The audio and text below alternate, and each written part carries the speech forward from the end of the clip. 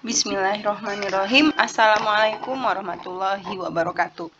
Kali ini kita akan belajar menentukan bilangan kuantum dari konfigurasi elektron yang sudah kita ketahui.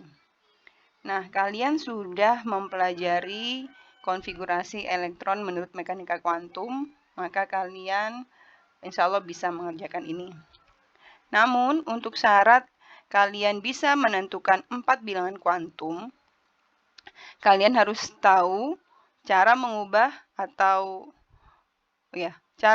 subkulit menjadi bilangan kuantum azimut atau yang L, tahu jumlah orbital di subkulit serta hubungan dari bilangan kuantum magnetik dengan bilangan kuantum azimut atau L, serta tahu makna dari S atau bilangan kuantum spin. Nah, kita buat dulu ya. Nah, jadi begini. Misal kita punya 1S2. Nah, angka 1 ini adalah bilangan kuantum utama. Bilangan kuantum utama atau yang disingkat atau disimbolkan dengan N. Jadi, untuk orbital ini, konfigurasi elektron ini, bilangan kuantum utama atau N-nya bernilai 1. Kemudian S ini adalah subkulit. Nah, subkulit ini kan ada S, P, D, F ya. Nah, untuk subkulit S, maka bilangan kuantum azimutnya adalah 0. Untuk yang P, bilangan kuantum azimutnya adalah 1. Untuk yang D, bilangan kuantum azimutnya adalah 2. Untuk subkulit F, bilangan kuantum azimutnya adalah 3. Nah, di sini kita punya subkulit S, berarti bilangan kuantum azimutnya atau L-nya bernilai 0. Nah, begitu. Selanjutnya, yang diminta biasanya adalah 4 bilangan kuantum dari elektron terakhir yang mengisi suatu orbital. Sehingga kita harus tahu S ini orbitalnya ada berapa. Nah, orbital dari bilangan kuantum azimut itu jumlahnya seperti angka ganjil ya. Jadi untuk yang S orbitalnya 1, Ibu tulis di atas ya. Yang P orbitalnya 3, yang D orbitalnya 5, yang F orbitalnya 7. Nah, ini orbital ini dilambangkan dengan kotak. Kalau S kotaknya 1, yang P kotaknya 3, yang D kotaknya 5, yang F kotaknya 7. 1, 2, 3, 4, 5, 6. 1, 2, 3, 4, 5, 6, 7. Nah, nilai M atau bilangan kuantum magnetik itu nilainya adalah min L sampai dengan plus L. Sehingga untuk S yang nilainya adalah 0, maka nilai orbitalnya adalah 0. Kemudian yang P karena nilainya 1 berarti dari min 1, 0 dan plus 1. Yang D karena nilai L-nya 2 berarti nilai bilangan kuantum magnetiknya adalah min 2, min 1, 0, plus 1, plus 2. Yang F karena nilai bilangan kuantum azimutnya atau L-nya adalah 3, maka bilangan kuantum magnetiknya bernilai dari min 3 hingga plus 3. Lengkapi kemudian. Nah, sudah. Nah, kemudian 4 bilangan kuantum ya. Bilangan kuantum utama, bilangan kuantum azimut, bilangan kuantum magnetik. Nah, untuk tahu bilangan kuantum magnetik dan bilangan kuantum spinnya, maka kita lihat jumlah elektronnya. Elektron yang ada di subkulit S, kan setiap orbital itu maksimum terisi 2 elektron ya. Tiap kotak-kotak ini terisi dengan maksimum 2 elektron dengan arah spin yang berbeda. Kemudian pengisian orbital harus searah dulu sesuai dengan kaidah Hund.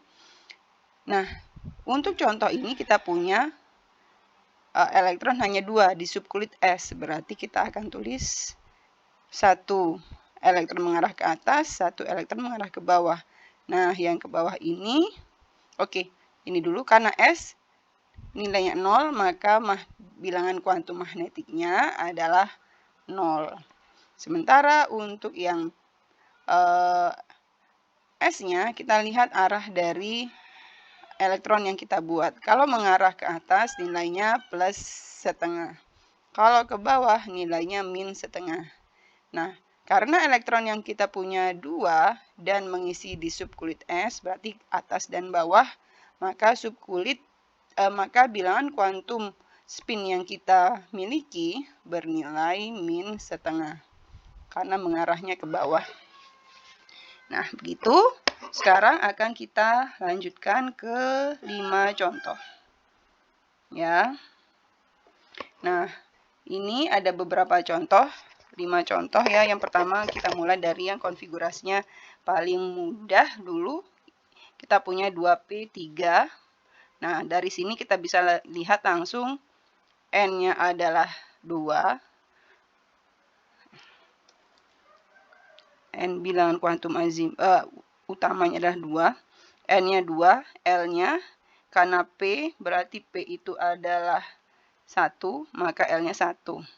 Kemudian bagaimana dengan M dan S-nya? Nah, sekarang kita buat orbital. Untuk yang P orbitalnya ada 3. Nilainya min 1, 0 plus 1.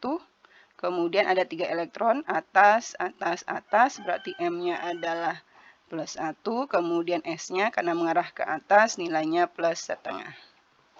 Nah, itu ya.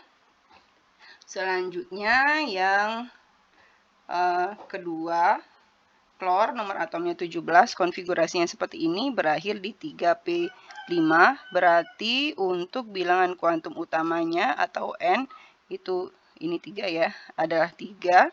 Kemudian L-nya karena di P, SP01 berarti L nilainya 1. Kemudian M dan S-nya maka buat orbital. Untuk P orbitalnya 3. Nilainya min L sampai dengan plus L. Min 1 sampai dengan plus 1 berarti di sini 0. Elektronnya ada 5. Perhatikan pengisiannya. 1, 2, 3. Atas dulu isi penuh ya. Arah ke atas semua. Atas, atas, atas. Bawah baru 4. Nah, bawah. Jadi ini yang terakhir ya. Nah, yang terakhir itu mengisi orbital dengan nilai 0. Berarti kita tulis 0. S-nya bagaimana? Mengarah ke bawah. Berarti min setengah. Lanjut dengan yang kalium nomor atom 19. Konfigurasinya berakhir di 4S1. Nah, kita lihat. 4S1, 4 berarti bilangan kuantum utamanya atau kulitnya adalah 4, N sama dengan 4. L-nya, kalau S itu 0, P itu 1, D itu 2, F itu 3. S yang kita punya, berarti subkulit S nilainya adalah 0. Bagaimana dengan M dan S-nya? Bilangan kuantum magnetik dan spinnya, buatlah orbital. Untuk S nilainya hanya kotaknya hanya 1, nilainya 0. Nah, elektronnya hanya 1.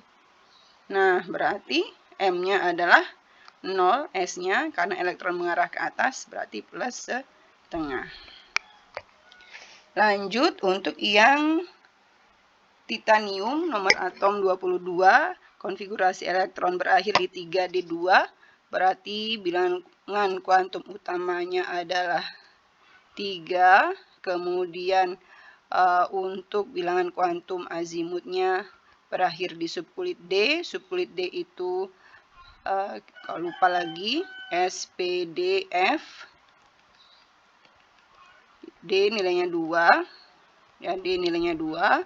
Kemudian M dan S-nya untuk D berarti kotaknya 5. Nilainya dari min setengah hingga plus setengah. Nah, kita lengkapi. Elektronnya ada 2. Berarti 1 dan 2. Oke. Bilangan kuantum Elektron berakhir pada orbital dengan nilai -1, berarti bilangan kuantum magnetiknya -1. Kemudian untuk spinnya, karena mengarah ke atas elektron yang kita tulis tadi, maka nilainya +1/2. Nah, yang terakhir, untuk nikel, konfigurasi elektron berakhir di 3d8, berarti bilangan kuantum utamanya adalah 3.